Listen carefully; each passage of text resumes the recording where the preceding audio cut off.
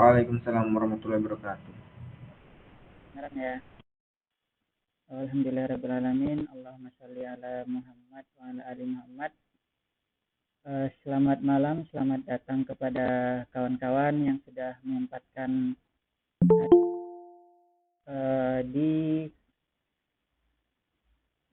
acara kita pada malam hari ini, kelas desain yang pertama. Kita mulai kelasnya dari istilahnya dari dasar gitu, dari awal banget. Untuk kawan-kawan yang kemarin request gitu. Jadi kan kalau misal kita langsung bahas yang nanti memang kita bakal bahas, kalau kita bahas teknik-teknik yang advance atau yang sudah maju, barangkali akan kawan-kawan lain itu akan kesulitan. Jadi kita coba belajar dari awal, dari desain grafis itu apa.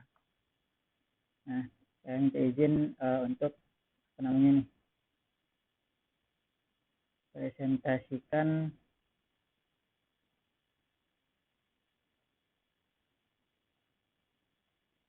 share screen.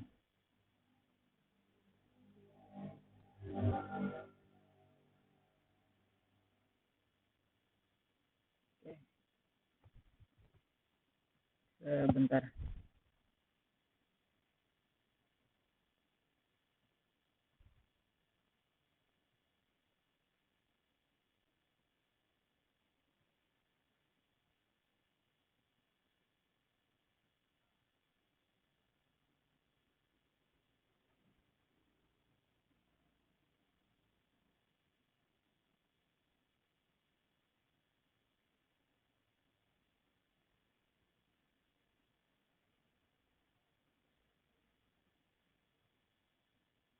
Ya, sudah kelihatan ya.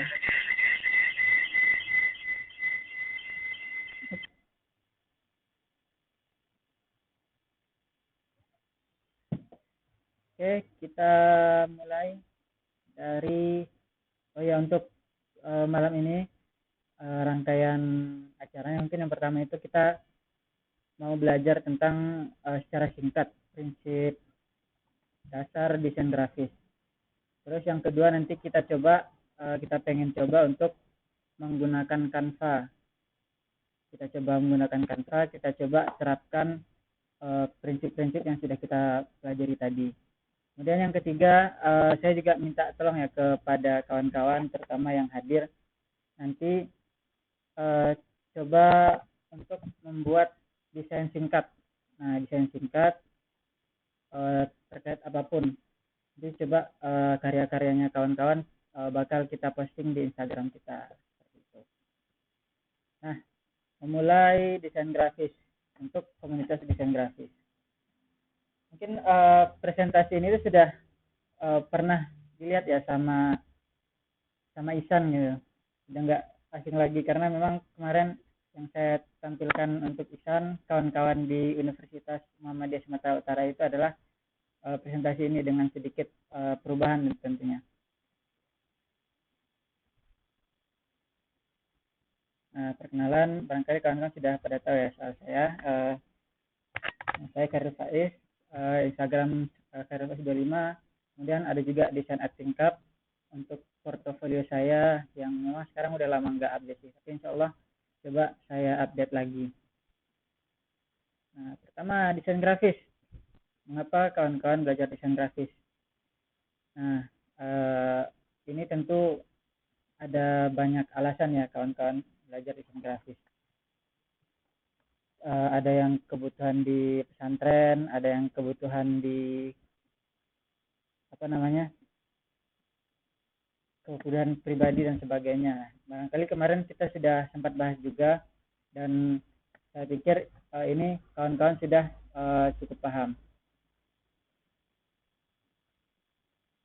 Nah, selanjutnya apa sih desain grafis itu? Kenapa sih kita perlu melakukan desain grafis? Nah, apa sih tujuan dari kita melakukan desain grafis?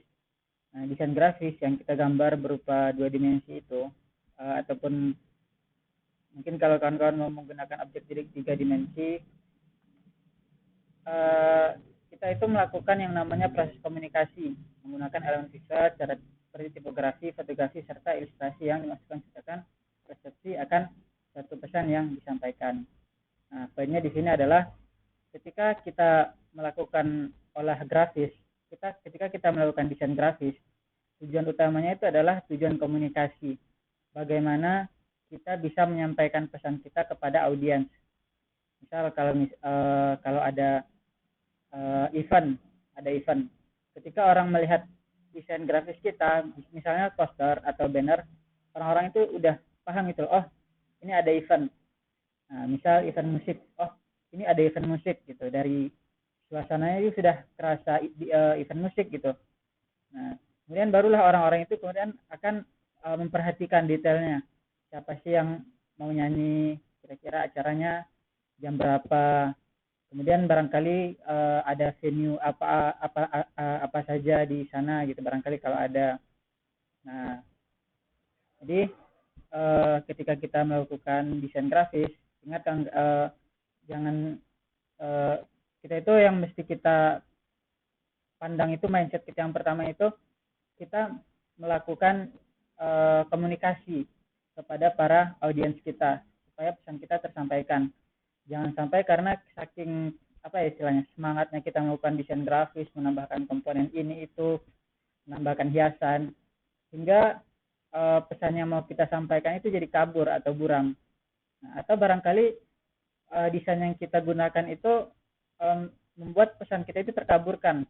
Misal kita mau bikin event pengajian gitu, tapi malah kita bikin di belakangnya itu backgroundnya adalah suasana desain itu adalah suasana party gitu.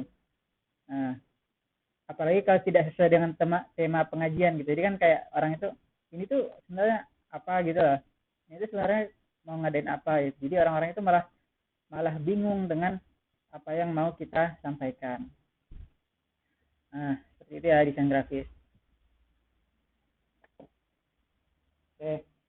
Untuk kawan-kawan yang ada pertanyaan, monggo silahkan dicatat dulu pertanyaannya, nanti di akhir sesi bisa kita lakukan tanya jawab. Nah, selanjutnya kita masuk ke software desain grafis. Nah, software desain grafis.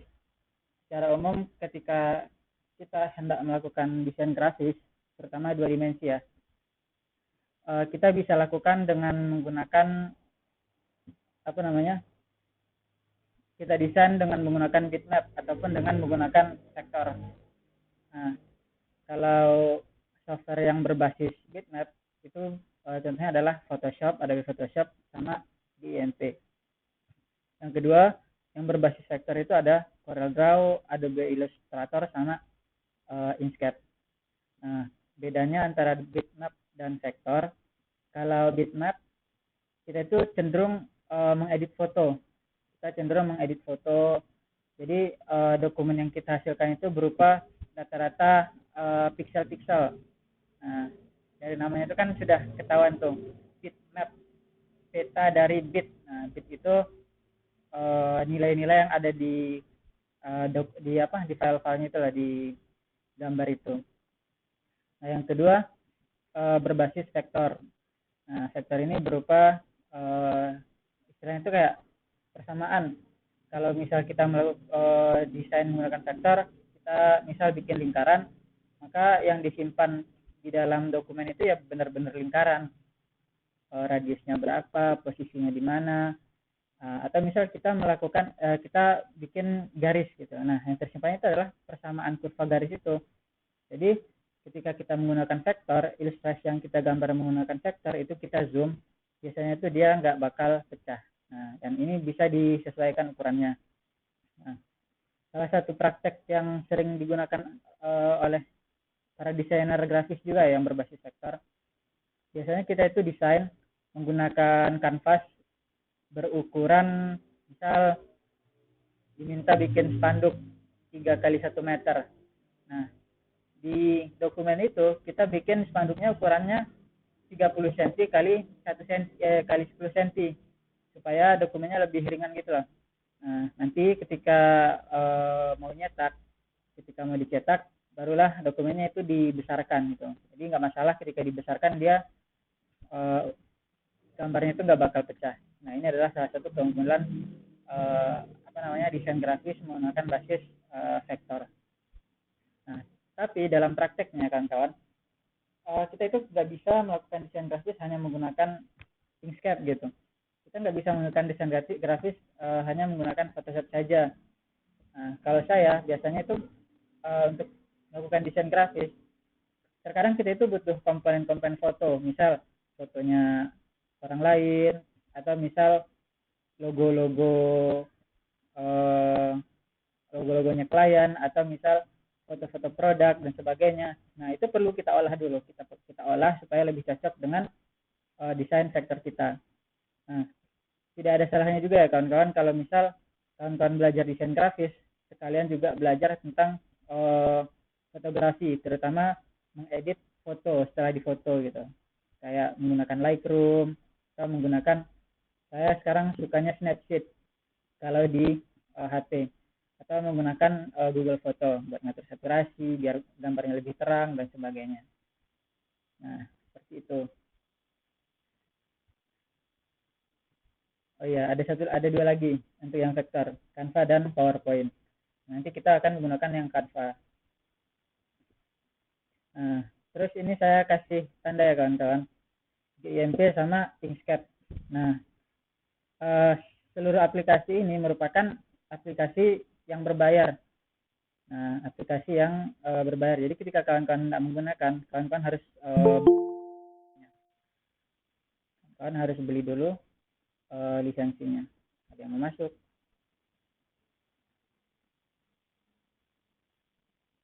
Oke.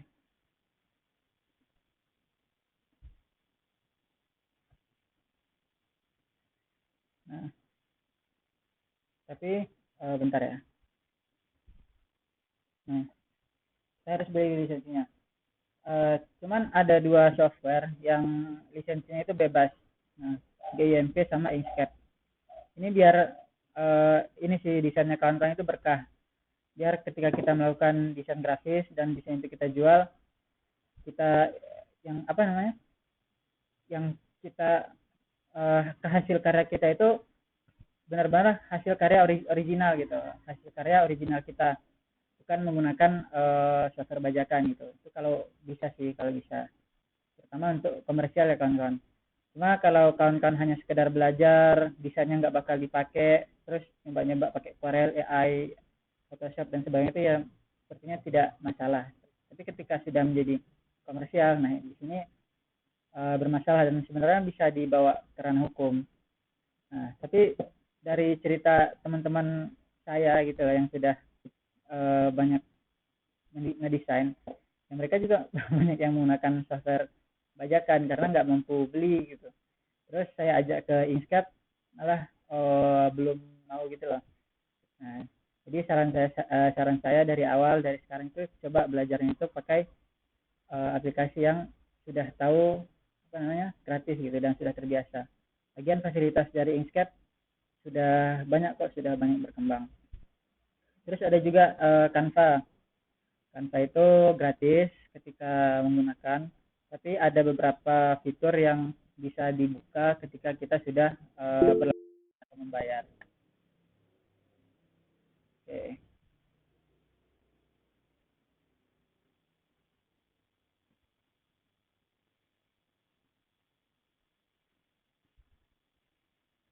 Nah, terus ini PowerPoint saya kasih tanda tanya ya, karena beberapa orang bisa mendapatkan PowerPoint dengan gratis dari institusi gitu, dari kampus.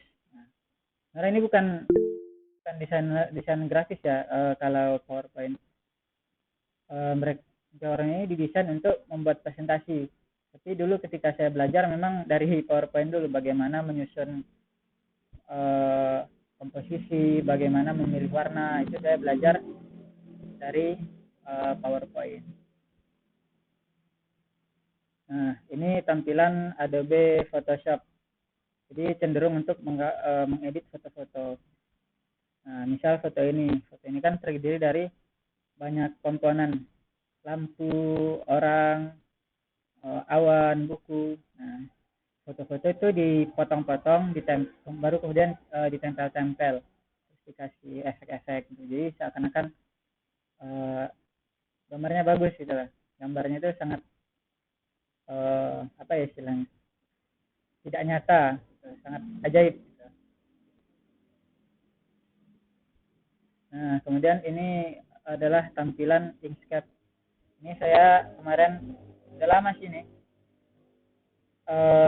nyoba bikin topengnya Minato. Jadi dari ini screenshot sebelah kiri foto, baru digambar secara perlahan-lahan dari topengnya. Nah, digambar satu-satu lingkaran, dibikin garis, jadi sekarang jadi. Nah, ini juga pakai aplikasi ya, divektorkan foto-foto orang. Nah, kalau ini kalau apa namanya vektorisasi itu, kalau dulu bisa dijual, jadi kayak apa ya, ini tak bikinin vektor wajahmu gitu, kemudian nanti dikasih tulisan apa gitu. Cuman kalau sekarang sudah tinggal upload terus di download udah jadi vektornya, jadi nggak harus manual lagi ngetrace menjejak satu persatu, itu nggak usah lagi sekarang. Oke. Itu tentang software desain grafis. Selanjutnya kita masuk ke prinsip desain grafis. Nah, saya ambil dari gcflearnfree.org, sebuah halaman di YouTube yang menjelaskan prinsip desain grafis itu dengan apa ya, dengan singkat, terus kita mudah untuk pahami. Nah, pertama soal layout dan komposisi. Jadi kalau desainer grafis itu biasanya ada dua kawan-kawan, ada dua tipe. Yang pertama nyusun kontennya dulu, yang kedua nyusun desainnya terlebih dahulu.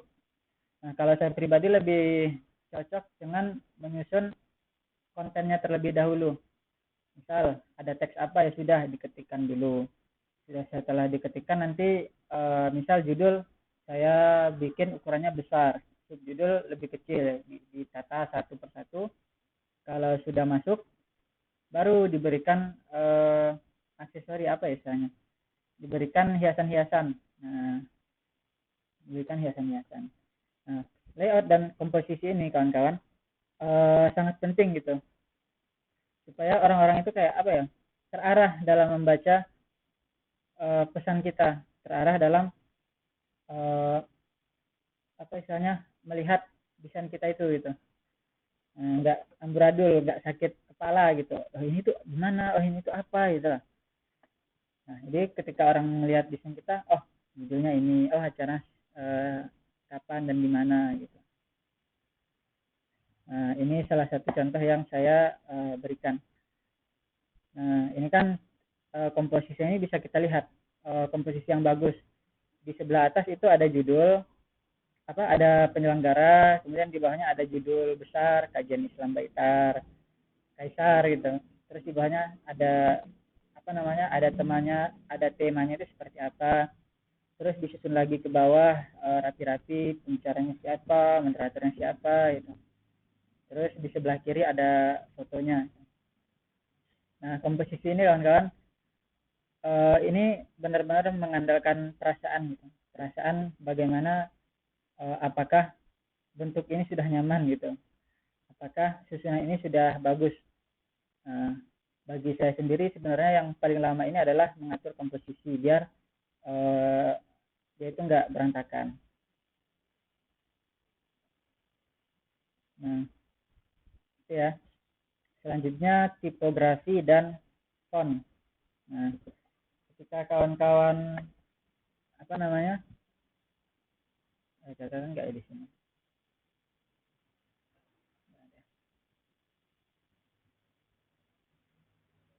tipografi dan font. Nah ini juga yang sering yang perlu kita perhatikan ya, dan sering kejadian itu. Kawan-kawan ketika melakukan desain grafis itu tidak perlu menggunakan font yang sangat banyak. Semakin sedikit semakin bagus. Kalau istilah bahasa Inggrisnya itu less is more. Lebih sedikit malah lebih bagus.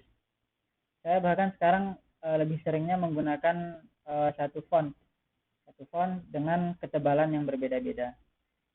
Kadang juga saya menggunakan dua font untuk acara-acara yang lebih meriah, misal dengan pernikahan gitu. Nah, itu kan butuh font yang sedikit apa ya istilahnya, yang manis-manis lah itu. Misal yang font tulisan tangan seperti itu. Nah, beberapa desainer uh, pemula, bahkan saya sendiri ya dulu ketika masih SMA itu memang suka mencampur-campurkan font karena enak gitu, karena memang asik gitu lah. Kayak nyoba ini fontnya font tulisan tangan, terus di bawah tuh fontnya yang tegas gitu. Nah, asik gitu. Nah, tapi kalau kawan-kawan ingin apa istilahnya bisanya lebih rapi, ya sudah coba pakai satu atau dua font saja. Nah, kita nanti ambil font di mana? Nah, salah satu yang gratis itu ada di Google Font. Nah, ini sangat mudah untuk mendownloadnya. Saya pikir kawan-kawan milenial pandai lah kalau soal download ini. Nah, terus setelah di-download nanti fontnya perlu kita install.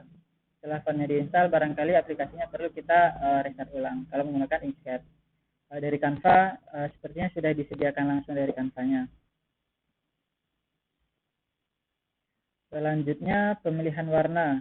Nah, ini teori warna ini sangat luas sekali kawan-kawan. Mulai dari warna itu bisa diberi nilai dengan nilai RGB, ada yang namanya CMYK, ada HSL gitu. Jadi kita coba pelajari sekali jalan aja gitu. Jadi, nah, hal yang penting dari warna ini kawan-kawan, coba jangan pilih warna yang bikin sakit mata. Jadi kan kadang-kadang orang itu kayak pengen posternya ceria, jadi dikasih warna macam-macam. Nah, nggak apa sebenarnya kalau mau nyoba warna macam-macam. Kadang itu juga ada yang masuk gitu lah, ada yang kayak cocok. Tapi seringkalinya itu enggak. Jadi coba pilih warna yang sedikit saja. Misal warna yang gelap, biru kegelapan, terus cari warna yang agak terang, kasih warna kuning gitu. Sekarang memang palet saya itu biru kuning, nggak tahu kenapa. Nah, kemudian kasih satu lagi warna yang netral. Nah, warna netral itu warna hitam dan putih. Nah, catatan juga dari saya, trik yang saya temui. Kalau kawan-kawan hendak menggunakan warna putih, itu jangan gunakan warna yang benar-benar putih. Kayak 100%, 100%, 100% itu jangan gitu. Coba gunakan warna yang sedikit lebih gelap, 95%, 95%, 95%. Supaya nggak bikin sakit mata gitu. Begitu juga warna hitam. Jangan gunakan warna hitam yang legam sepenuhnya. 000 itu jangan. Sebaiknya itu gunakan warna yang sedikit lebih enak. Misal 10%, 10% dan 10%. Oke, lanjut. Nah, ini adalah beberapa desain yang saya buat. Barangkali bisa jadi bahan pelajaran ya. Coba di sini saya mau menjelaskan sedikit tentang warna.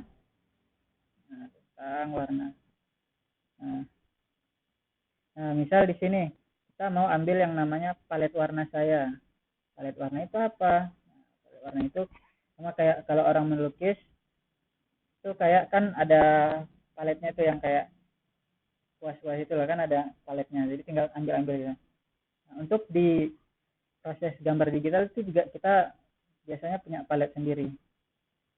Nah, dan memang mencari warna ini cukup menantang ya kawan-kawan, terutama yang baru saja belajar.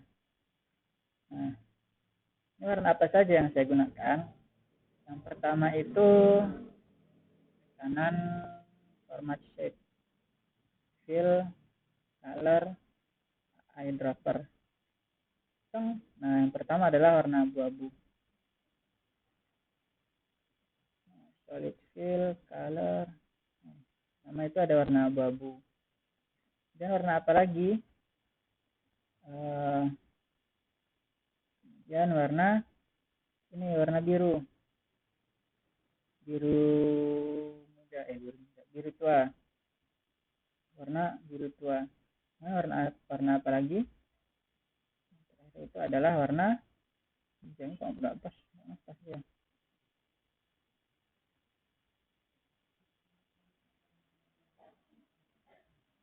Itu ada warna kuning. Nah, ini warna yang saya gunakan.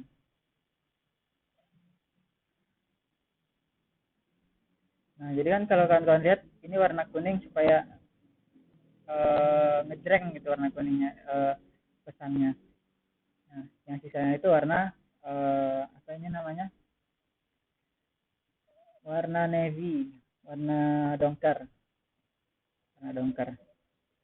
Dan saya tidak gunakan warna hitam di sini supaya lebih hidup aja gitu, supaya posternya itu lebih hidup. Nah, ada nggak ya di sini tuh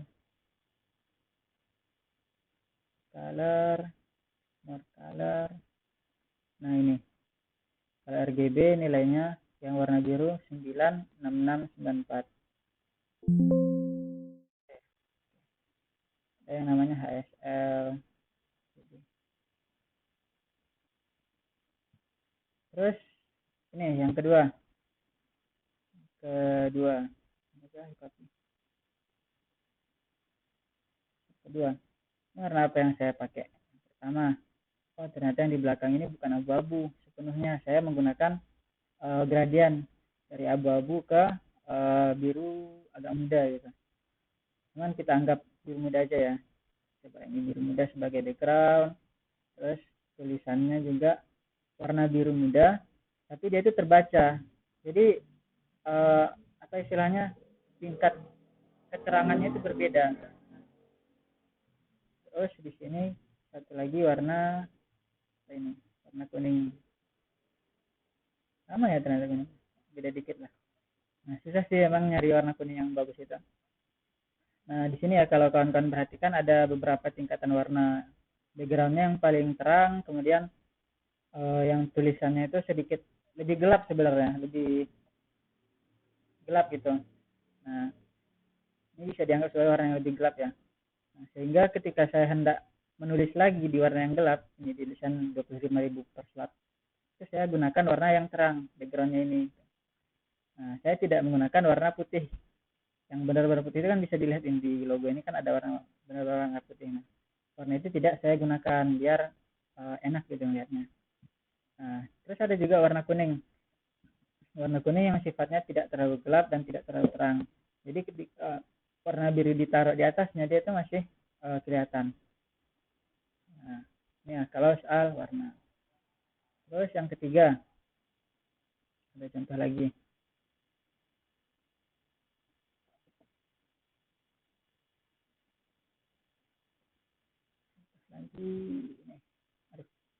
Nah, ini yang benar-benar saya ditantang waktu itu untuk menggunakan warna yang cukup banyak.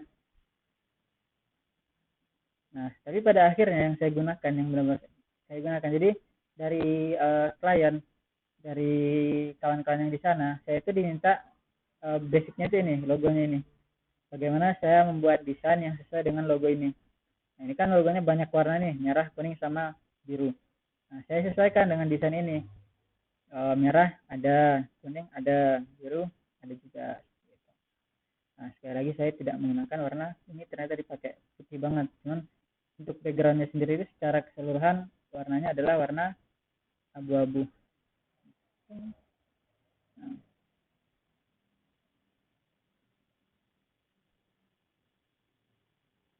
Nah ini.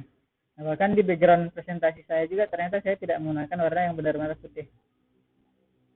Saya pakai yang abu-abu sedikit gitu. Kelihatan nggak sih ini tuh? Kelihatan aja ya. Terus warna biru. Warna biru. Terus warna merah. Merah. Nah, juga warna kuning. Nah, jadi warna itu nggak banyak-banyak. Warna yang kita sudah temukan itu aja kita ulang berkali-kali. Setelah pakai warna ini, apa ya? Gak usah, misalnya warna merah, udah pakai warna merahnya itu aja terus, gak usah dibikin lagi warna merahnya. Nah, seperti itu.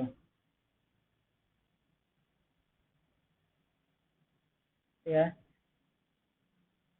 Nah, selanjutnya masuk lagi ya. Eh, apa saja sih komponen dari sebuah desain itu yang perlu kita perhatikan selain layout dan komposisi, tipografi dan font, pemilihan warna, kita masuk lagi ke yang namanya gambar dan ilustrasi. Nah, jadi ketika kita membuat sebuah desain, misalkan desain itu enggak teks semua, coba gunakan ilustrasi yang membuat orang itu kayak apa ya, merasakan inilah yang mau saya bikin. Nah, sebelah yang ini misal apa namanya? Misal poster yang ini, ilustrasi yang saya buat itu apa? Laptop, ada buku, terus ada ini semacam garis-garis untuk background lah. Jadi kalau bisa itu background itu adalah ya dibikin kayak sesuatu yang tidak terlalu mencolok, sesuatu yang tidak terlalu mencolok. Nah, ini dia sudah abu-abu, dikasih juga orang lagi abu-abu, jadi kayak orang orang itu nggak terlalu perhatian sama background ini. Nah, sama ini juga ada sedikit hiasan gitu di pojok, ada hiasan di pojok. Nah, nah kemudian di sini ada juga ilustrasi, misal acara kerelawanan. Seperti apa sih acara kerelawanan itu? Nah, ini ada foto-fotonya di bawah, ada orang-orangnya juga. Backgroundnya ini saya bikin apa ya, sepudar mungkin, tapi tetap kegiatan kerelawanan. Nah, nah ini juga backgroundnya ini adalah logo ini, logo apa namanya, BSO dari kami. Oke, ya gambar ilustrasi biasanya kalau apa saya pengen cepat atau misal belum terlalu pintar untuk melakukan ilustrasi, kita bisa ambil di Tripik, atau ada juga satu situs lagi, Latikon. Coba saya bukakan.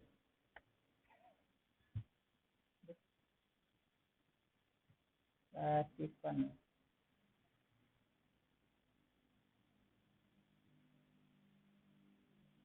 Ini yang Latikon kelihatan nggak?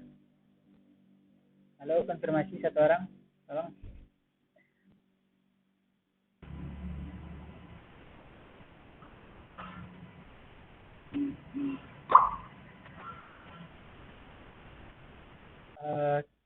Kelihatan ya? Nah, saya lihat kelihatan. Pakai akun. Nah, saya sering ambil di sini. Misal ada icon apa ya? Kita mau cari icon musik. Musik. Cari. Nah, nah ini kita coba kita lihat ada banyak icon-icon tentang musik. Nah, nanti ketika kawan-kawan mendownload, kalau bisa usahakan downloadnya itu yang SVG. Makanya kalau di sini langsung kan PNG dia, PNG. Kita coba ambil yang SVG di sini. Tuh, udah berbahaya sekarang. Mana ya yang bisa? Ya, premium. Nah, kalau bisa tuh yang SVG. Ini belum premium loh yang SVG-nya. Nah, kenapa? Supaya logo itu masih bisa kita customisasi. Hanya diganti, diubah bentuknya sedikit. Oke, kita kembali lagi ke sini. Nah, ini salah satu poster yang saya cukup banyak ilustrasinya ya kawan-kawan. Misalnya ada ilustrasi dari penceramahnya, untuk acara waktu dan tempat acara itu diberikan logo, nah, diberikan logo, terus kitab apa yang mau dipelajari, terus dikasih apa namanya aksesori yang seperti ini juga. Nah, ini namanya ilustrasi. Nah, satu hal juga ya kawan-kawan, menurut apa ya, kawan-kawan yang bisa ilustrasi sendiri itu sebenarnya adalah sebuah itu peluang yang besar ya. peluang yang besar, coba gambar ilustrasi sebanyak mungkin. Kemarin itu saya sempat gitu loh, minta, karena saya nggak nemu ilustrasinya kan, yang gratisan itu saya nggak nemu. Akhirnya saya minta teman saya, Fadil, Dil, tolong dong bikin ilustrasi, terusnya kayak gimana, gini Dil gitu. Akhirnya dia gambarkan dan ya dia dapat bagian lah gitu dari desain saya. Nah, ilustrator juga penting ya bagi para desainer grafis, itu sangat penting malah. Nah, selain desain grafis, sedikit-sedikit juga harus paham fotografi sama ilustrasi gambar. Oke, lanjut. Yang terakhir adalah referensi dan inspirasi. Kemarin itu Hanif pernah bikin story gitu. Story-nya itu nyelekit, tapi bener. Story-nya itu bilang gini, lebih baik kamu coba cari referensi, karena desainmu yang sepenuhnya, desain originalmu yang benar-benar original itu tuh jelek gitu. Apa ya, bahasa kira-kira seperti itulah. Bahasanya itu artinya itu kira-kira seperti itu. Nah, karena memang kita kayak kepedean gitu loh, ini karya saya sendiri harus bikin dari nol, itu saya sendiri tuh nggak bisa gitu. Soalnya emang udah lama berulang-ulang melakukan kan, tinggal susun. Tapi kita tetap butuh referensi. Misal desain kemasan kerupuk misalnya. Udah cari kemasan kerupuk itu biasanya ukurannya berapa. Yang ada di kemasan itu biasanya ada apa aja. Oh, ada foto-foto, ada tulisan-tulisan. Warnanya warna apa saja. Oh, misal ada warna merah, warna kuning. Warnanya seperti apa, kuningnya seperti apa. Ada hiasan-hiasan. Hiasannya itu seperti apa gitu. Nah, kalau di departemen kami, di jurusan kami biasanya dibilang 3N. Saya itu lupa apa, Niteni sampai Merauke gitu katanya, dari Manawati sampai uh, meniru gitu. Kalau bahasa Indonesia itu 3 apa, ATM, amati, tiru, dan modifikasi. Jadi jangan main jiplak aja gitu. Kalau main jiplak aja itu sebetulnya mencuri gitu loh. Tapi kalau kita lakukan modifikasi, itu kita sudah melakukan yang namanya inovasi. Kita proses kreatif dari diri kita sendiri itu ada. Nah, itu yang perlu supaya karya kita itu orisinal. Nah, kalau saya ngikuti Rio Purba, jadi di timeline saya itu, di explore Instagram saya itu sering ketemu apa namanya, inspirasi desain itu. Jadi saya juga bisa update warna-warna yang terbaru seperti apa, gaya desain yang terbaru itu seperti apa. Dan terakhir adalah jam terbang atau latihan dari kawan-kawan. Nah, satu lagi ya kawan-kawan, yang apa istilahnya,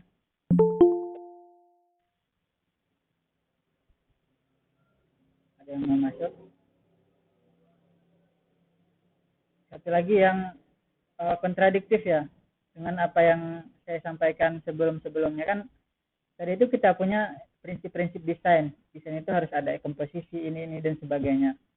Ada satu aliran yang bernama anti desain. Nah, aliran anti desain ini benar-benar mereka itu bebas, tapi tetap pesan yang ingin disampaikan itu masuk. Nah, coba ya, ada nggak ya anti desain? Nah,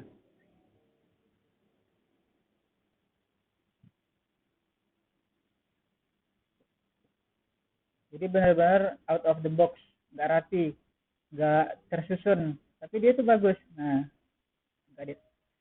seperti ini.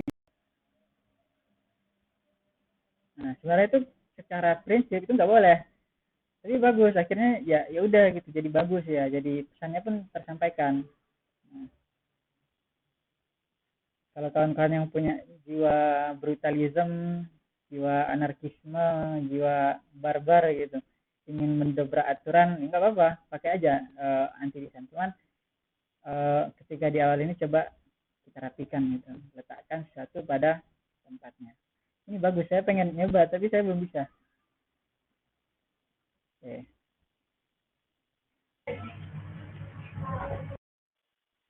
Yang terakhir adalah jam terbang. Nah, ini juga adalah inilah kenapa saya pengen bikin komunitas ya kawan-kawan, supaya kawan-kawan itu tidak hanya teorinya seperti ini, tapi tidak kemudian latihan gitu, tidak kemudian belajar lebih jauh. Nah, ini salah satu selain motivasi lainnya itu sebenarnya saya itu punya banyak kenalan ya yang pintar dalam desain grafis, bukan hanya desain grafis tapi pengaplikasiannya dan sebagainya. Banyak juga kawan-kawan yang membutuhkan desainer grafis. Jadi harapannya komunitas ini jadi kayak penghubung gitu loh antara uh, orang yang membutuhkan, orang yang tahu banyak, orang yang pengen belajar, itu jadi kayak tersambung. Oke, mungkin untuk materi singkat sekian dulu. Saya beri waktu 15 menit untuk tanya jawab. Silakan.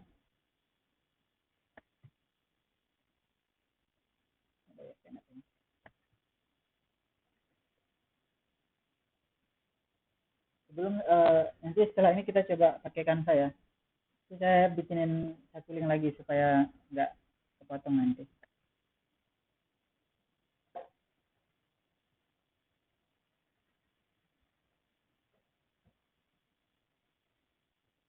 Barangkali ada yang mau bertanya.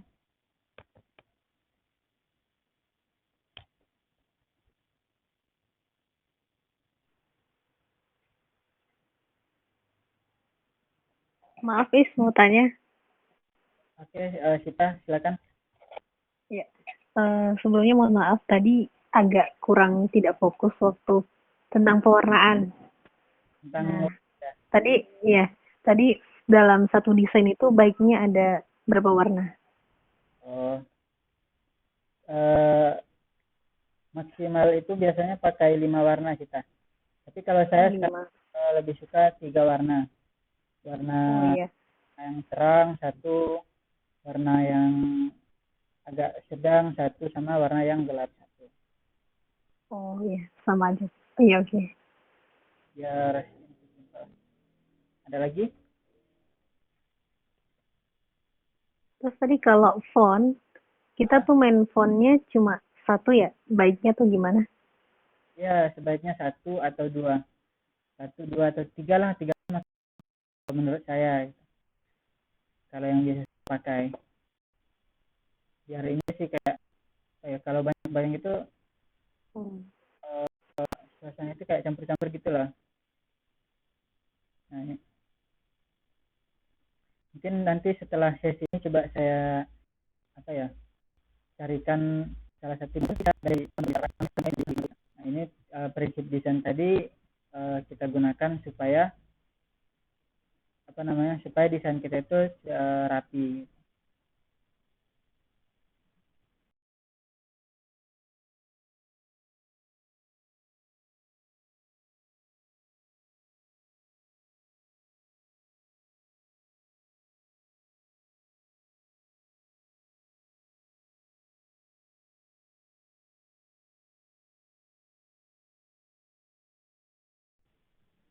Oke, ada lagi? Satu lagi. Biasanya kalau mau desain itu nemu idenya gimana? Apakah kalau kita kan biasanya nyoret-nyoret dulu atau gimana gitu. Kalau Faiz gimana? Nemu idenya, mau cari idenya gimana? Idenya ya. Kalau saya biasanya cari di Google dulu sih. Misalkan nggak tahu tuh buklet gitu. Apa itu buklet? Google dulu desain buklet. Nah, nanti kan nemu kan salah satu contoh desain buklet kayak ATM tadi lah, amati tiru modifikasi. Oh gini toh, halaman depan itu ada foto besar di tengah misal, terus ada ilustrasi di bawah. Udah saya ganti fotonya, saya coba desain fotonya itu bikin dengan foto sesuai kebutuhan saya. Ada ilustrasi di bawah, ada tulisannya, saya ganti dengan kebutuhan saya. Pakai sistem ATM aja sih.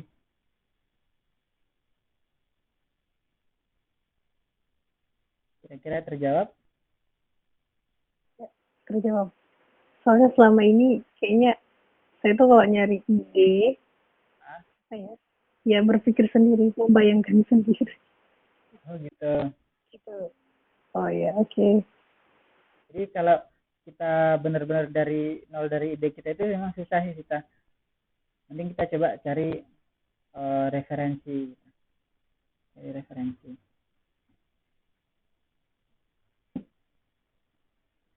Ya ada lagi? Kalau cukup kita ganti link Google Meet-nya ya, karena ini kan batasnya 1 jam. Nanti ada juga kita coba desain pakai Canva, mengenal Canva, apa namanya, supaya nggak terpotong. Oke, barangkali sekian dulu aja. Ada link baru di grup saya berikan. Silahkan bergabung dengan tautan yang terbaru.